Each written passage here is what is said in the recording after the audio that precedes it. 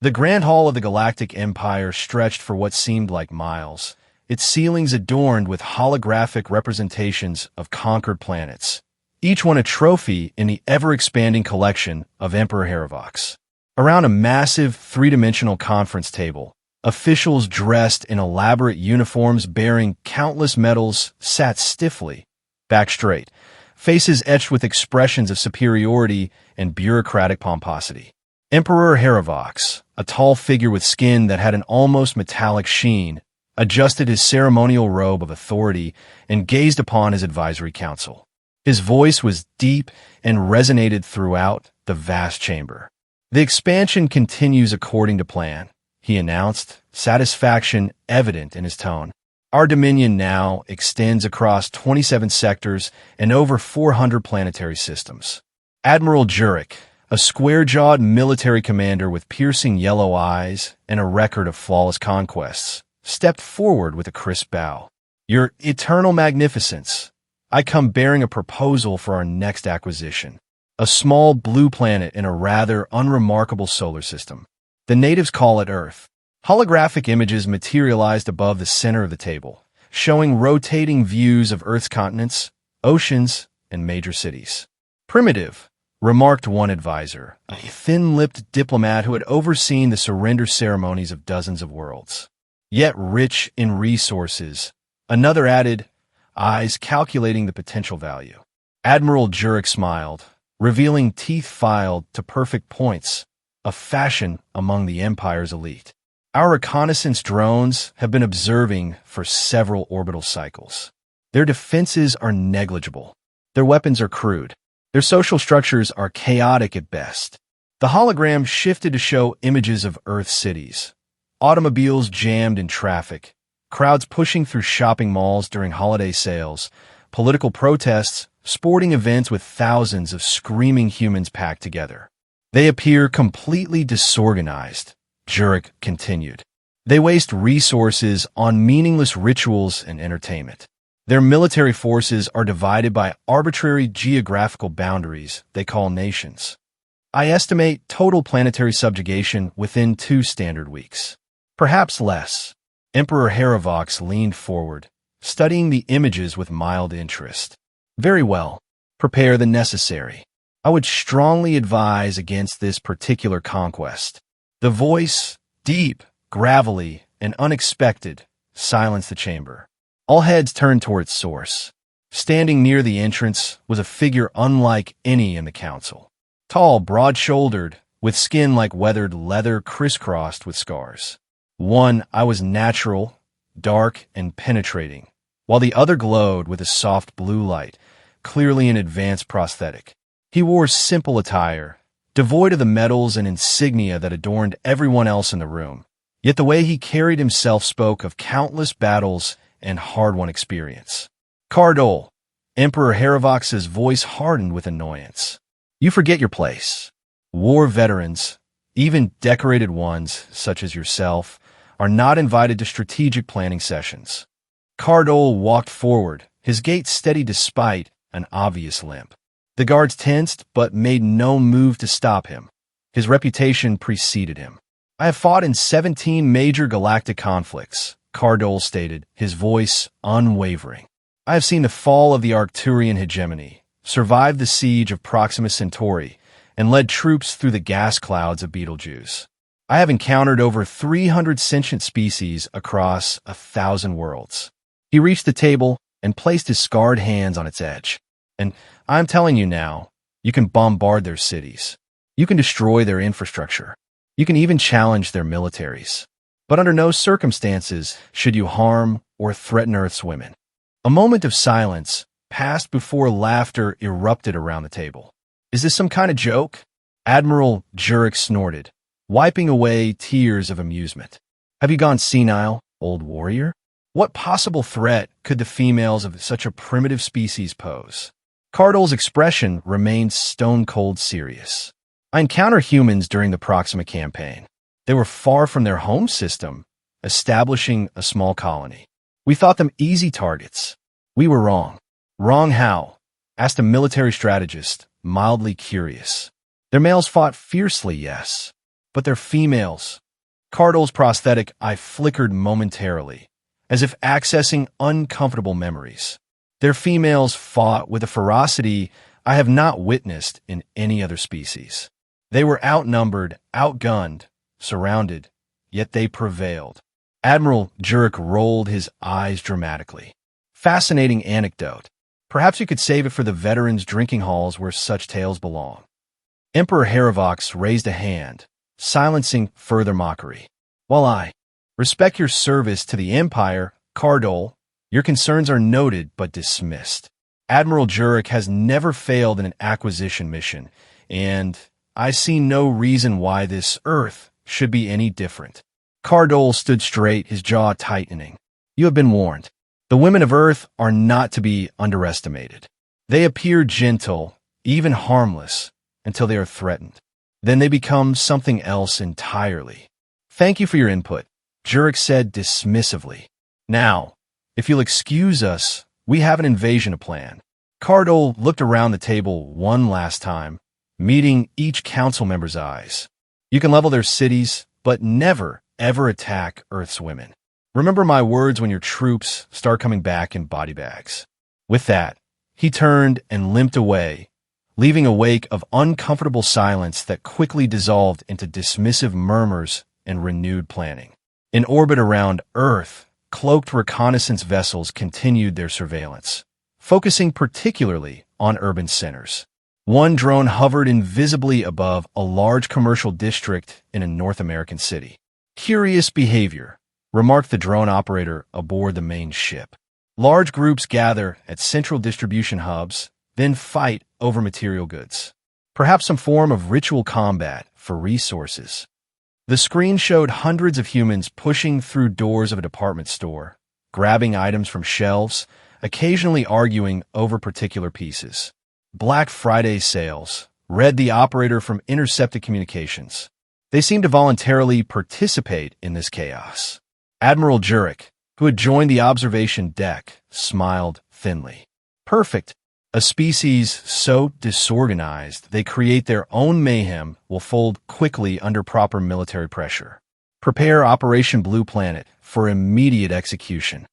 As the fleet began its final preparations, Cardol stood alone in his quarters, staring out at the stars toward the small blue that was Earth. He closed his natural eye, the prosthetic one glowing brighter as he whispered, "They should have listened." The first wave of the Galactic Empire's forces descended upon Earth with precision and confidence. Admiral Jurek had selected two initial landing zones for tactical reasons: Texas and Florida in the United States, areas with sprawling, less densely populated territories that would allow for proper establishment of forward bases while minimizing initial resistance. In rural Texas, three massive drop ships lowered from the early morning sky, their engines emitting a low, pulsating hum that rattled windows for miles. Cattle scattered in panic across pastures as hover tanks deployed, forming a perimeter around the landing zone. Overhead, fighter drones established air superiority patterns. Commander Vexlor, leader of the Texas deployment, activated the Universal Translation Broadcast System. People of Earth, this is the Galactic Empire. Your planet is now under our authority. Surrender peacefully, and you will be treated with reasonable accommodation. Resist, and you will be subjugated by force. This is not a negotiation. The message repeated in several languages as Imperial troops began advancing toward the nearest town, weapons at the ready. What happened next would become legendary in the annals of both Earth and Empire military history. A pickup truck, modified with what appeared to be additional metal plating, came roaring down the country road, country music blasting from its speakers at an almost painful volume. Behind it trailed a dozen more vehicles, trucks, SUVs, even tractors, forming an impromptu convoy. Establish defensive positions, Commander Vexlor ordered, mildly amused by the primitive response.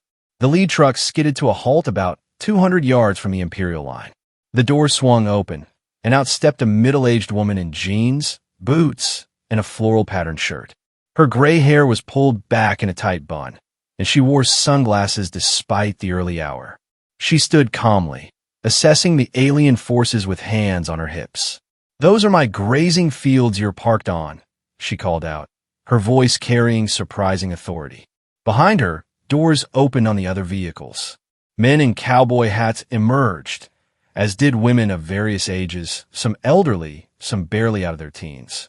All appear to be armed with a motley assortment of weapons: hunting rifles, shotguns, pistols, and even what appear to be homemade explosives. "Final warning," Commander Vexlor announced through the translator. "Disperse or be neutralized." The woman in the floral shirt spat on the ground. "Boys and girls," she said without taking her eyes off the aliens, "remember what we practiced?" What followed was nothing short of chaos.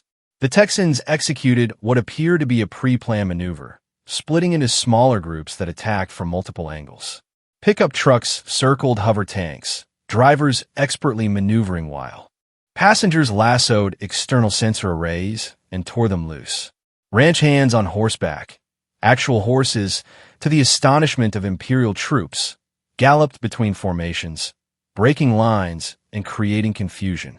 And the gray-haired woman in the floral shirt walked calmly through the middle of it all, firing a shotgun with remarkable accuracy at the joints of mechanical units, seemingly untouchable as laser fire missed her by inches. Meanwhile, in Florida, a similar scene was unfolding with even more bizarre tactics. The Imperial landing zone had been established near a coastal area, with the intention of using the waterway for rapid deployment. Commander Zoltak had expected minimal resistance from what seemed to be a recreational beach area. He was catastrophically wrong. "What in the Emperor's name is that?" gasped a security officer as something large and scaly was hurled into their ranks. "Local fauna," shouted a science officer. "Appears to be some kind of native reptile."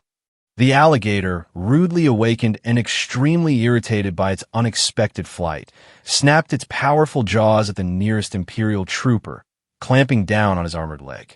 From behind sand dunes emerged a chaotic wave of locals, retirees wielding golf clubs, tourists with improvised weapons made from beach equipment, and locals who seemed entirely too prepared for alien invasion. But most surprising were the women, mothers protecting children, young women in swimwear, elderly women who moved with unexpected speed, all fighting with a coordination that belied their apparent civilian status. "They're using the alligators as weapons," reported a panicked officer as another reptile sailed through the air, this one landing directly on a hover tank's control panel.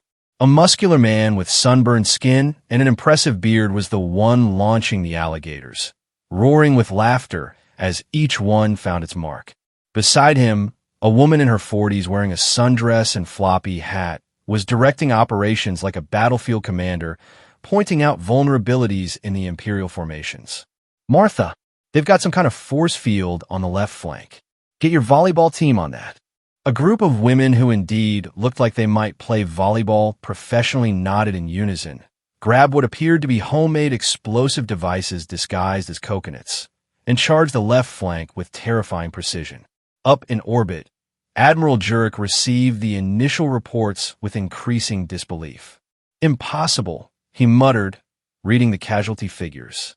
"Absolutely impossible." His second-in-command, a battle-hardened veteran of a dozen planetary conquests, looked equally perplexed. "Sir, both landing parties are requesting immediate extraction. They report unconventional resistance tactics they were unprepared for." "Unconventional how?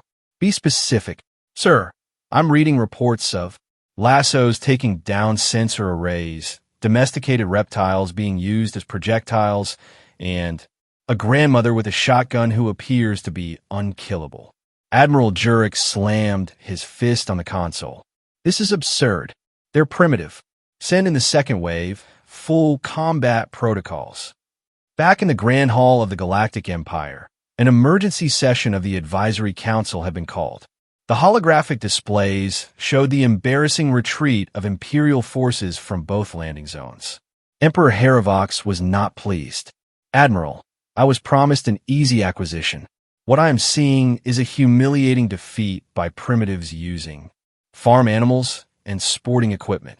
Admiral Jurek stood rigid, sweat beading on his forehead. "A minor setback, Your Magnificence." We underestimated their unconventional tactics, but not their technological capabilities. I propose a revised strategy.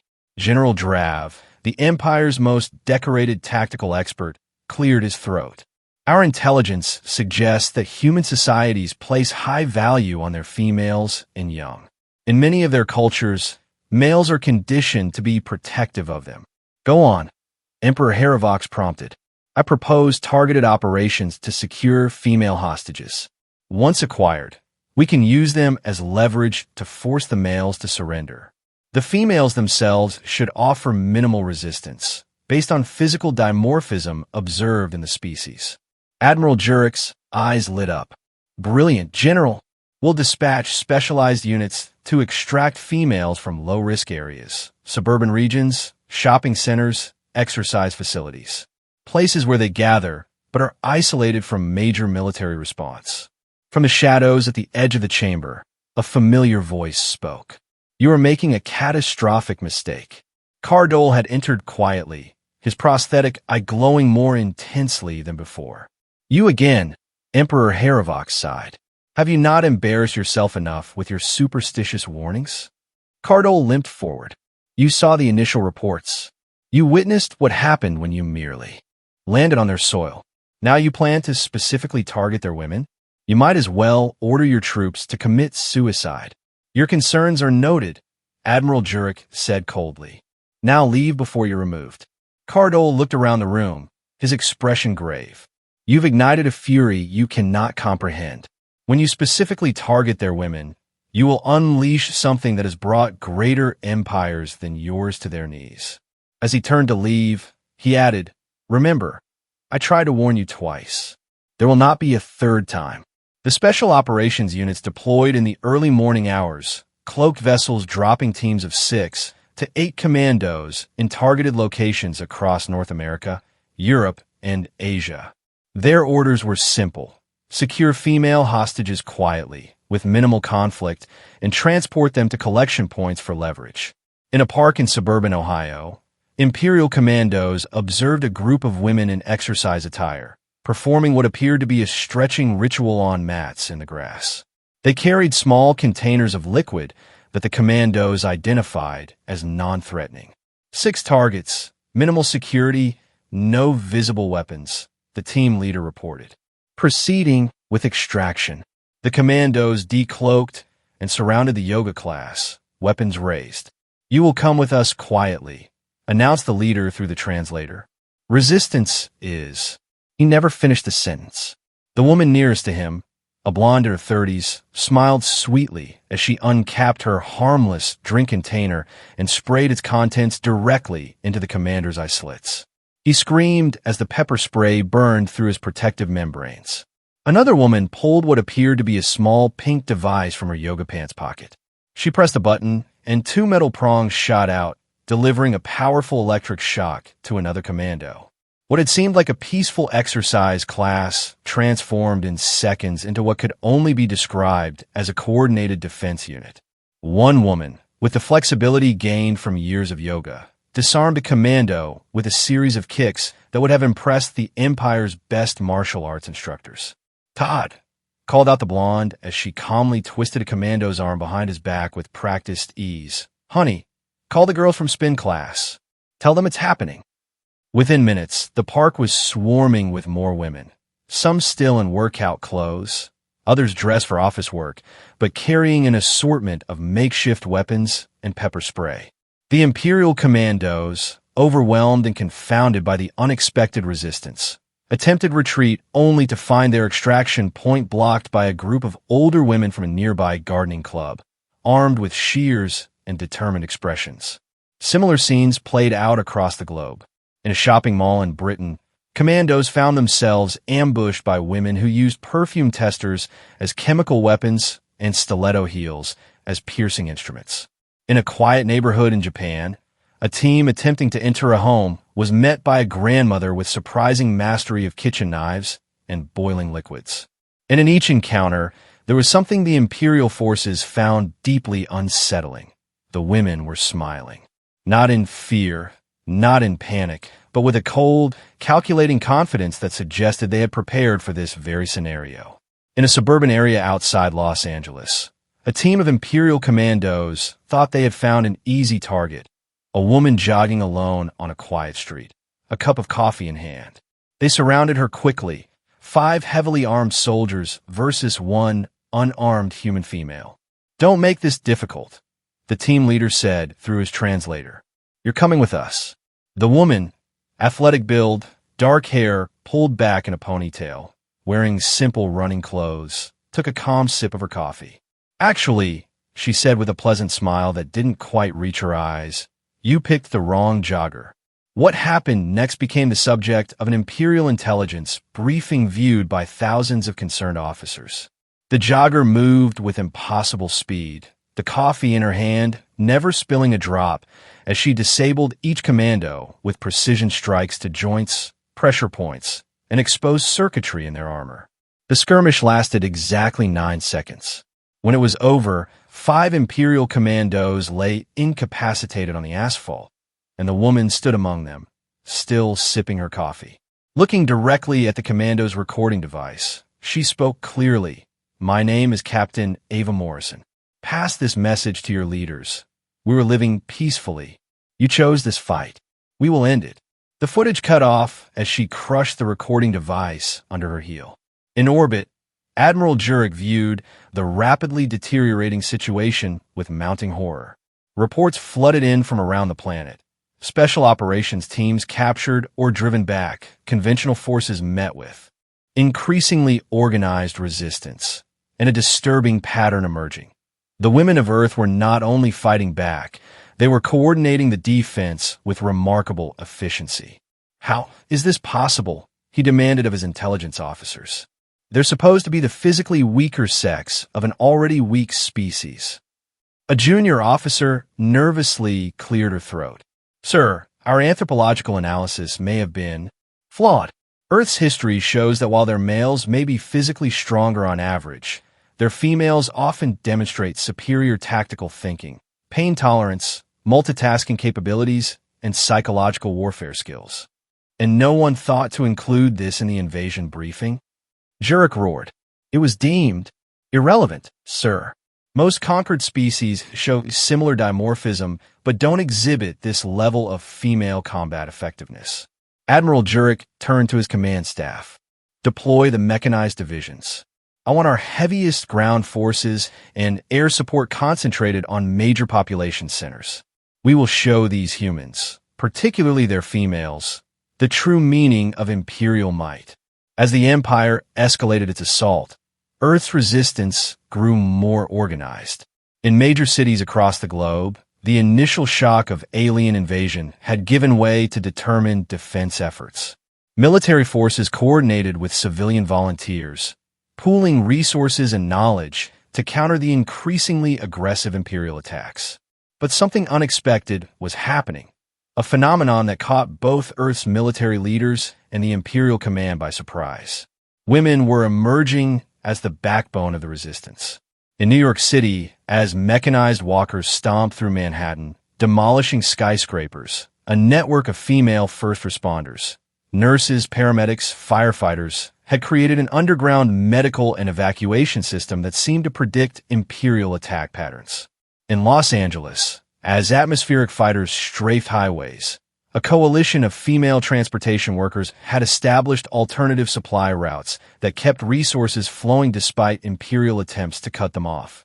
And everywhere, from London to Tokyo, Sydney to Cairo, women who had never held weapons before were organizing community defense units, sharing tactics that proved surprisingly effective against technologically superior forces.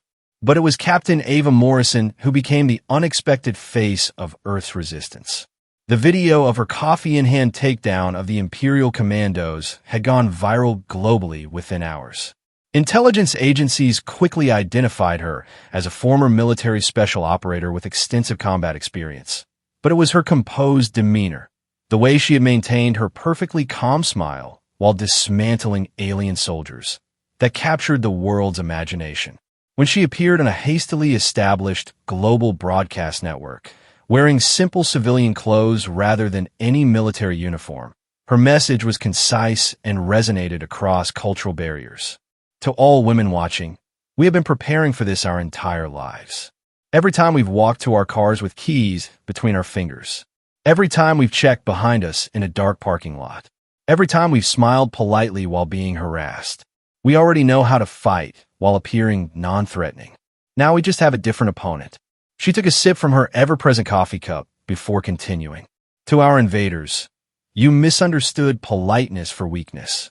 That was your first mistake. Your second was thinking we wouldn't fight back. Don't make a third by continuing this invasion. We can negotiate your withdrawal, or we can continue teaching you why you should have listened to whoever warned you about us.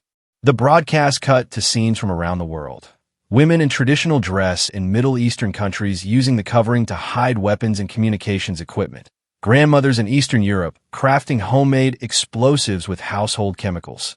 Teenage girls in Africa setting ingenious traps that disabled Imperial hover tanks.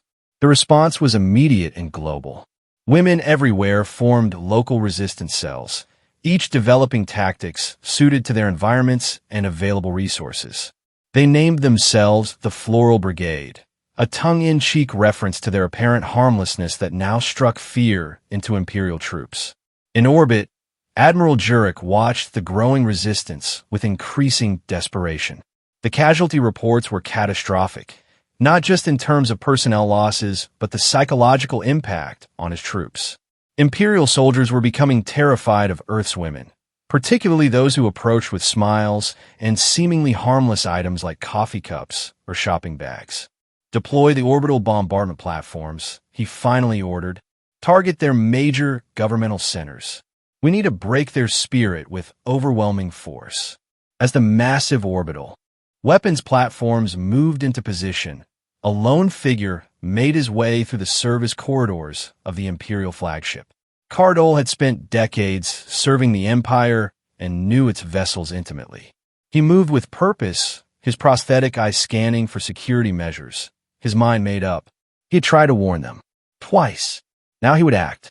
Reaching a communication terminal in an unmonitored section, he established a heavily encrypted channel to Earth.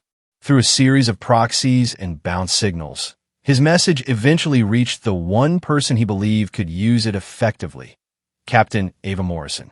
The message was brief but contained critical intelligence, schematics of Imperial vessels, access codes for certain systems, and most importantly, the location of a vulnerability in the shielding of the orbital bombardment platforms. Why are you helping us? Ava had asked during their brief communication. Cardole's scarred face showed a hint of what might have been respect. Because I've seen enough empires fall due to arrogance. Because what's happening to your world is wrong. And because I warned them about you, and they wouldn't listen. Within hours, Ava had assembled a multinational team of female pilots, engineers, and combat specialists. Using the intelligence provided by Cardole, they formulated a plan so audacious that even Earth's military leaders questioned its feasibility. You want to do what?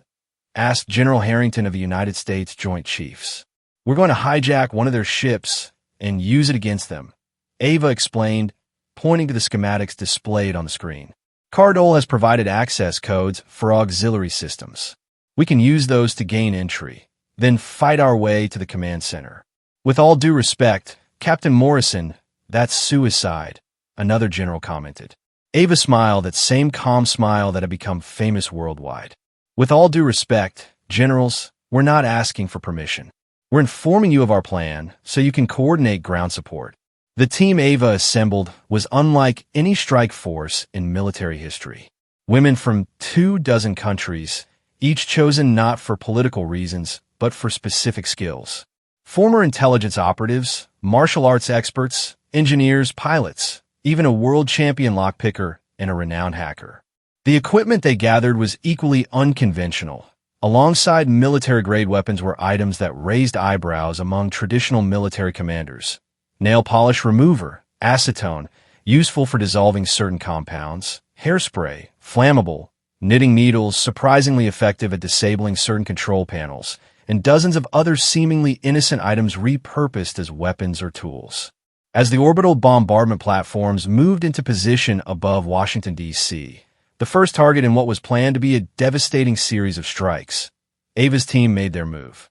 Using a combination of captured Imperial technology and Earth's own aerospace capabilities, they launched toward the command vessel. Their approach was disguised as debris from earlier battles, and the initial breach of the hull went undetected, exactly as Cardole had predicted. The team moved through service corridors, using the schematics to avoid major security checkpoints. When they encountered Imperial troops, the fighting was brief and one-sided. The women moved with coordinated precision, using their unconventional weapons alongside more traditional firearms. A pair of former gymnasts from Eastern Europe took down a security detail using nothing but metal cables and acrobatic maneuvers that left the aliens bewildered before they lost consciousness. On the bridge of his flagship, Admiral Jurek was moments away from giving the final authorization for the bombardment when alarms began blaring. Security breach on Deck 7, an officer reported. Unknown intruders. Impossible juridique snapped. No Earth vessel could have. Admiral, another officer interrupted, panic evident in his voice. They're not coming from outside. They're already aboard. Before Jurek could process this information, the main view screen activated without command, displaying the face of Captain Ava Morrison. She appeared to be standing in the flagship's main engine control room. "Hello, Admiral," she said pleasantly, taking a sip from a coffee cup that had somehow remained with her through the entire infiltration. "I believe we need to discuss terms." "How did you—" "This is impossible," Jurek sputtered. "You keep using that word," Ava replied. "I don't think it means what you think it means." She held up a small device. "This is connected to your antimatter containment systems. My team has similar devices throughout your ship. Unless you order all Imperial forces to stand down immediately, we will destabilize your engines and take this entire command vessel with us." "You're bluffing," Jurek said, but the uncertainty in his voice was evident. "You would die too." Ava's smile never wavered. "We were ready to die the moment your forces landed on our planet. The question is, are you and your crew ready to die because of your pride?" As if to emphasize her point, secondary explosions rocked the vessel. Precise, controlled detonations that damaged non-essential systems, but demonstrated the vulnerability of the ship. "You have 1 hour to begin full withdrawal from Earth," Ava continued. "After that, we start taking apart your fleet piece by piece." The transmission cut off. Admiral Jurek turned to his command staff, who stared back with expressions ranging from shock to outright fear. "Contact the Emperor," he said quietly. "We need reinforcements. Every available ship." But the Empire's troubles were just beginning. News of the flagship's infiltration spread throughout the fleet, causing panic and undermining morale. Long-standing tensions within the Imperial ranks began to surface as some officers questioned the wisdom of continuing the invasion. Meanwhile, on Earth, inspired by Ava's bold strike, Resistance forces launched coordinated attacks on Imperial ground positions. The pattern was the same everywhere. The women led, using strategies that confused and disoriented the invaders, while mixed-gender forces provided support and exploited the openings created. In the Grand Hall of the Galactic Empire, Emperor Haravox received the increasingly dire reports with growing alarm. His advisory council was in disarray, some advocating for a full-scale escalation, while others quietly suggested withdrawal. "Where is Admiral Jurek?" the Emperor demanded. "Why has he not crushed this primitive resistance?" A communications officer swallowed nervously before responding. "Your Magnificence, we've lost contact with Admiral Jurek's flagship. Our last transmission indicated that Earth forces had somehow gained control of critical systems." "Impossible." Haravox rose from his throne, his ceremonial robes billowing. "No primitive species could possibly." The massive view screen at the front of the hall activated without authorization, displaying an image that stunned the assembled Imperial elite into silence. Captain Ava Morrison stood on the bridge of Admiral Jurek's flagship, surrounded by her team of women. Behind them, Imperial officers sat with hands bound, including Admiral Jurek himself. Emperor Haravox, Ava said with the same calm demeanor that had become her trademark. Your invasion of Earth has failed. Your admiral has surrendered his vessel to us. You have two options. Withdraw all your forces immediately, or we will bring this fight directly to you. Emperor Haravox, unaccustomed to being addressed so directly, momentarily lost his composure. You dare threaten the Galactic Empire? We have thousands of ships, millions of troops.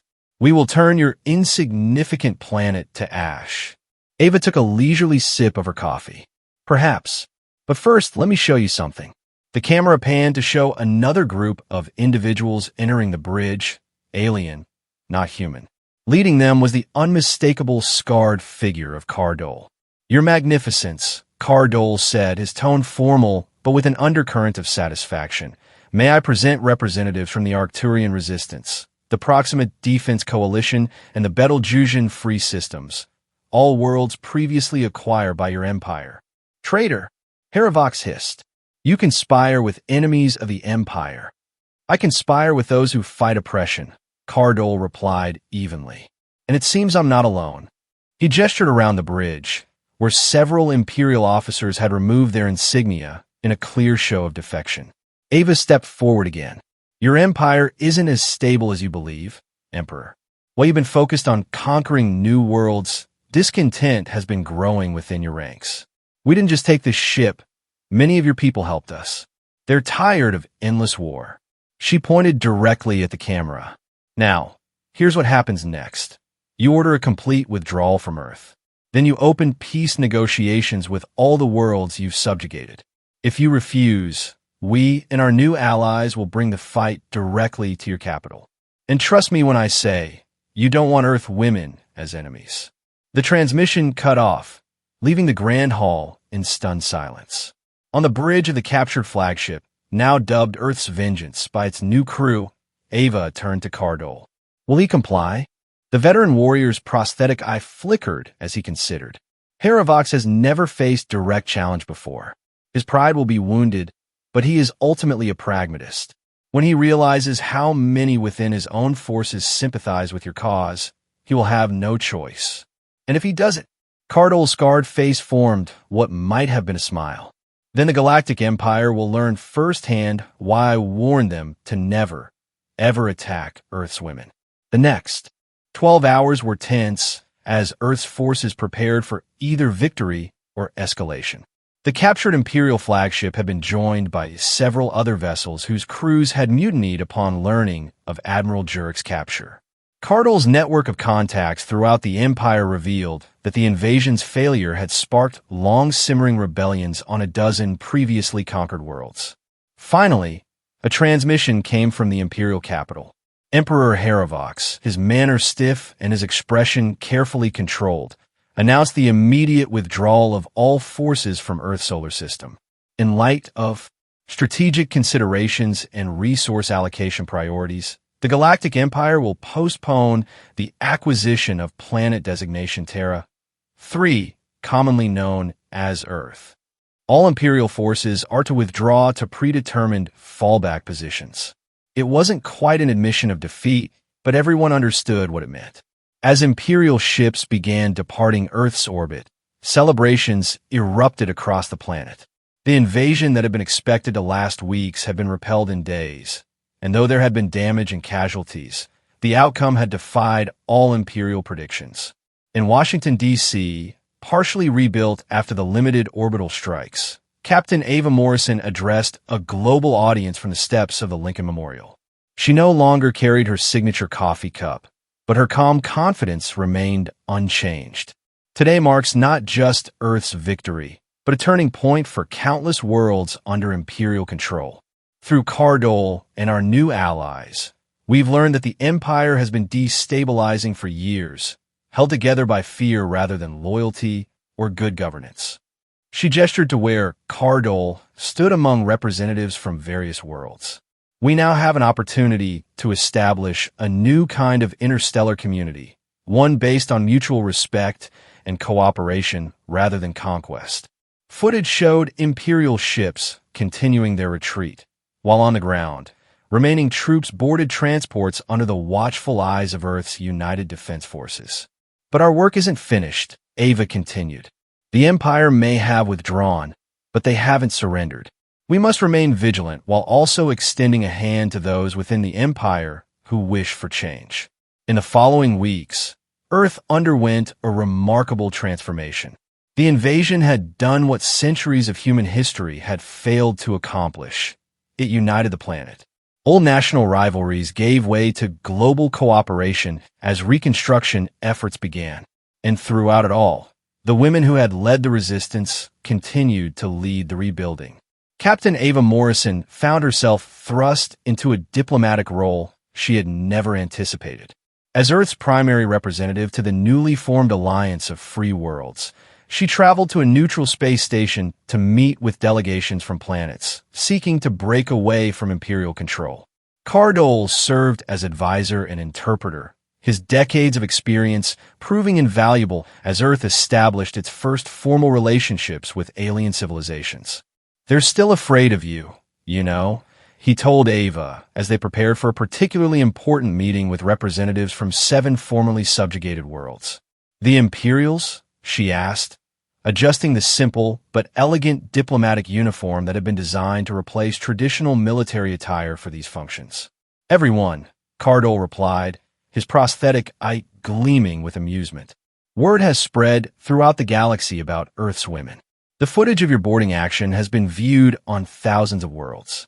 There are already legends forming, exaggerated, of course, but effective." Ava smiled. "Good. Fear might keep them from coming back." "It's not just fear," Cardole said thoughtfully. "It's respect. Many of these worlds have their own histories of female warriors or leaders, but seeing how Earth's women organized so effectively, fought so fiercely while maintaining that, what do you call it? Resting pleasant face." Ava supplied with a small laugh. "Yes, that. It's made quite an impression. Several delegations have specifically requested female representatives from Earth, hoping to learn your methods." As they walked into the vast chamber where the delegations waited, Ava noticed how conversation hushed momentarily as she entered, followed by excited whispers. The diplomatic session was productive, establishing frameworks for mutual defense and cultural exchange. But more interesting were the private conversations that followed, where female representatives from various worlds sought out Ava and other Earth women. "Is it true," asked a tall, elegant diplomat from Proxima Centauri, "that your women train from childhood in combat techniques disguised as exercise routines?" Ava tried not to laugh. "You mean yoga and Pilates? They have self-defense applications, but they're primarily for health and flexibility. And the chemical weapons you all carry? The small containers that emit blinding sprays. Pepper spray.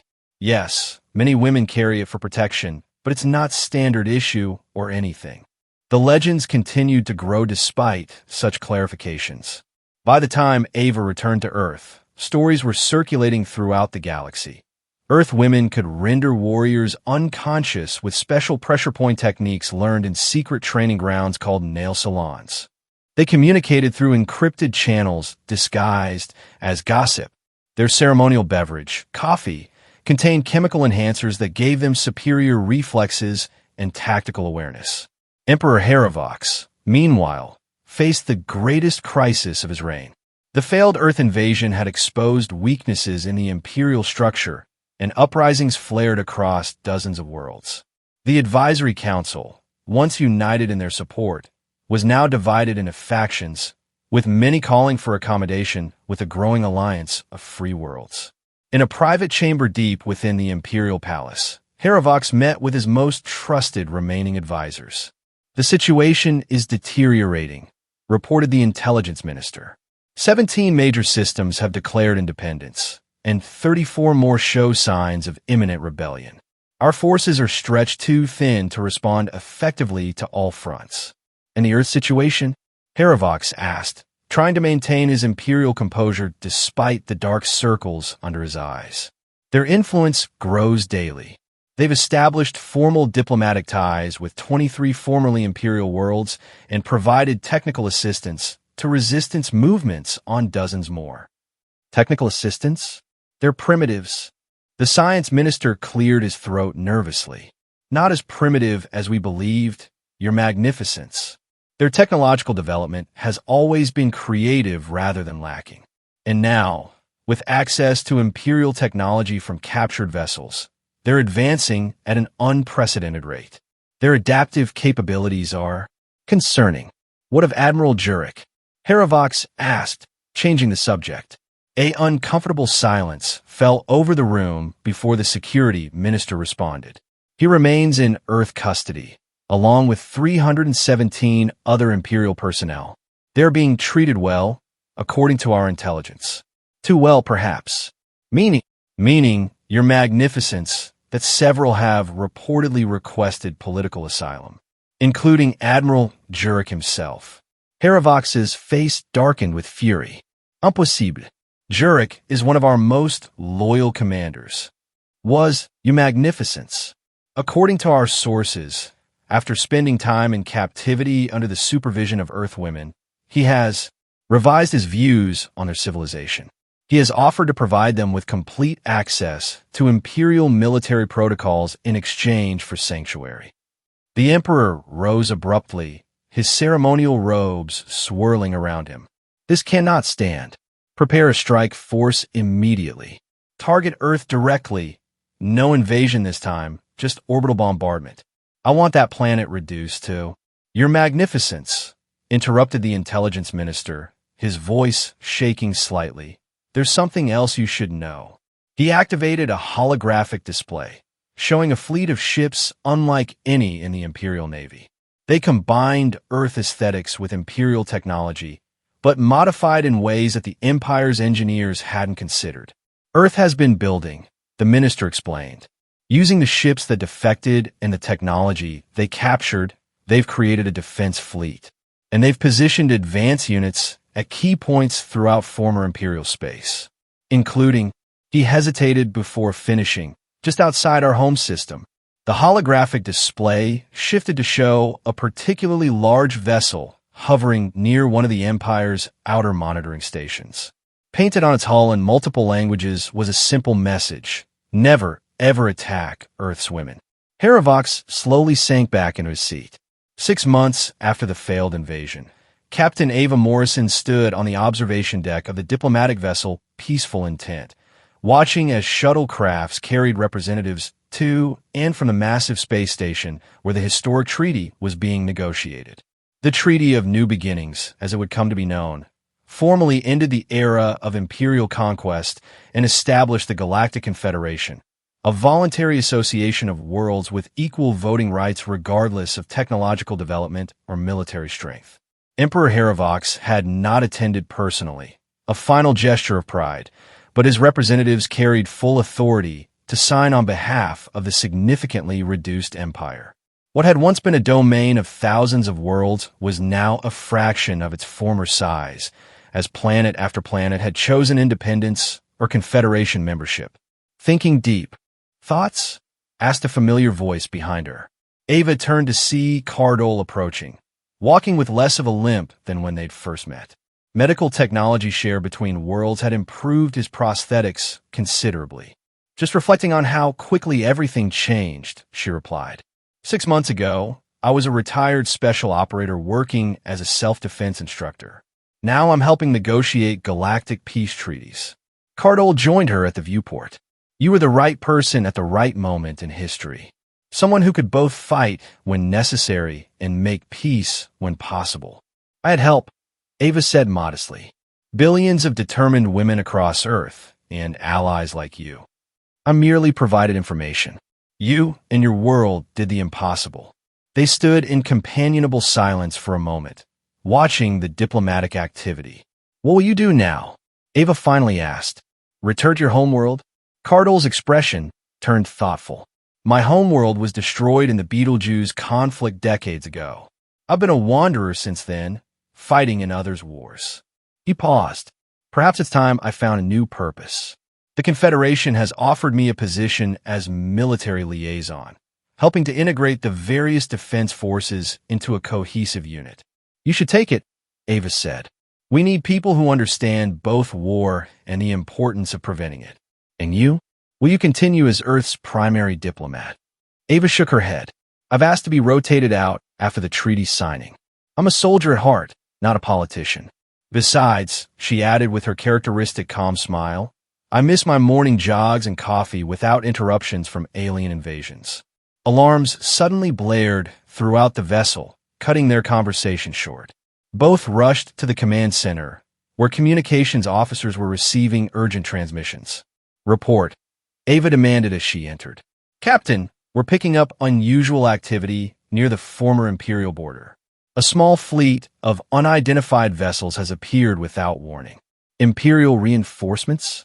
Cardole asked sharply. The communications officer shook her head. Negative. Configuration doesn't match Imperial design or any known Confederation member. On the main screen, grainy images showed sleek, predatory-looking ships with unfamiliar markings. Magnify that symbol on the lead vessel, Ava ordered. As the image enhanced, Cardole inhaled sharply. The Vexlorian Dominion. They're opportunists who prey on weakened regions. With the Empire in disarray, they must see an opportunity for conquest. Are they a serious threat? Ava asked. Very. They're technically advanced and utterly ruthless. They enslave populations and strip planets of resources before moving on. Ava's expression hardened. Not on our watch. Alert Confederation Command and ready our escort vessels. She turned to the communications officer. And give me a direct channel to their lead ship. Within moments, the screen flickered to show an alien commander, reptilian in appearance, with elaborate armor and cold, calculating eyes. Unidentified vessels, Ava stated firmly. This is Captain Ava Morrison of Earth, representing the Galactic Confederation. You have entered protected space. State your intentions immediately. The alien commander's eyes narrowed. Earth? Ah, the primitive world that got lucky against the decaying empire. I am Supreme Commander Vexlar of the Dominion Fleet. We are simply exploring new territories. With a battle fleet? Ava's tone remained pleasant, but her eyes had taken on the steely quality that her own troops had come to recognize as a warning sign. Vexlar made a dismissive gesture. One must be prepared for any contingencies. We've heard interesting stories about this sector, particularly about your world.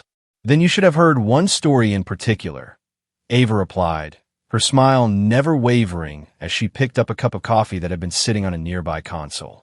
She took a deliberate sip before continuing. Never, ever attack Earth's women. Vexlar laughed, a harsh sound. Yes, we've heard the amusing propaganda. Tales of primitive females defeating Imperial forces. Clearly exaggerated. Behind Ava, the command center door opened to admit several more women. Representatives from Earth's various regions who had been attending the treaty negotiations. They arranged themselves behind Ava in an unplanned but perfect display of Earth's diversity. Commander Vexlar, Ava continued, I'm going to give you one opportunity to withdraw your forces and return to your territory. The Confederation is open to establishing diplomatic relations with the Dominion, but we will not tolerate aggressive actions in our space. Or what? Vexlar sneered. Your pitiful fleet is outnumbered and outgunned. The stories of your victory were clearly exaggerated. Ava calmly raised a hand, and one of the women behind her activated a control panel. Suddenly, strategic points around the Dominion fleet lit up on the tactical display as previously cloaked Confederation vessels revealed their positions, completely surrounding the intruders. As I was saying, Ava continued pleasantly. You have one opportunity to withdraw. I suggest you take it.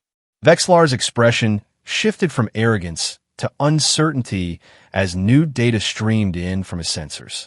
The Confederation forces had been there all along, invisible until the perfect moment. This changes nothing, he blustered, but his earlier confidence had evaporated. The Dominion does not retreat. An older woman stepped forward to stand beside Ava, the grandmother from Texas who had first confronted Imperial forces with her shotgun, now serving as an honored advisor to the Confederation fleet. Son, she said, her drawl pronounced, I've got 6 granddaughters who could outshoot, outthink, and outmaneuver your entire crew before breakfast. Now, we can do this the easy way or the hard way, but either way, you're leaving." After a tense standoff, the Dominion fleet departed, escorted to the border by Confederation vessels. Word of the encounter spread quickly, adding to the growing legend of Earth's women and their inexplicable ability to make even hardened alien commanders reconsider their plans.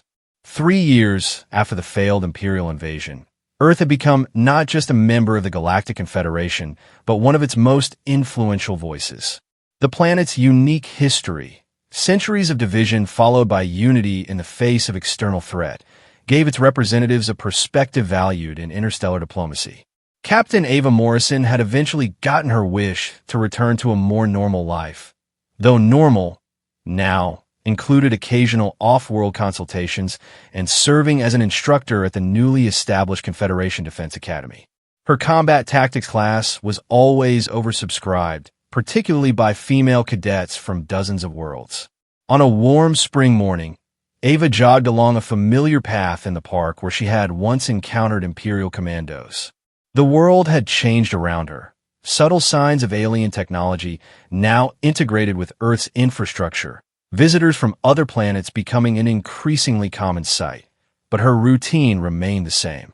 She slowed as she approached a bench where a familiar figure waited. Cardole, now serving as the Confederation's Security Council head, had maintained his friendship with Ava through the years of transition. "Right on time," she said, taking a seat beside him and sipping from her ever-present coffee cup. "Always," he replied. His prosthetic eye had been replaced with a more advanced model that looked almost natural, though it still glowed faintly when he accessed data. The council session went well. Your recommendation for the Proxima Development Project was approved unanimously. Good. They deserve the support after everything they suffered under the Empire. They sat in comfortable silence for a moment, watching a group of young women practicing a self-defense class on the lawn, a mix of Earth women and visitors from other worlds sharing techniques and stories. "The legends continue to grow, you know," Cardole said with amusement. "I was on Betelgeuse Prime last month and heard children telling tales of Earth women who could defeat entire armies with nothing but a container of hot flavored water." Ava laughed. Coffee as a superweapon. If only it were that simple. In a way, it was. Cardole's expression turned thoughtful.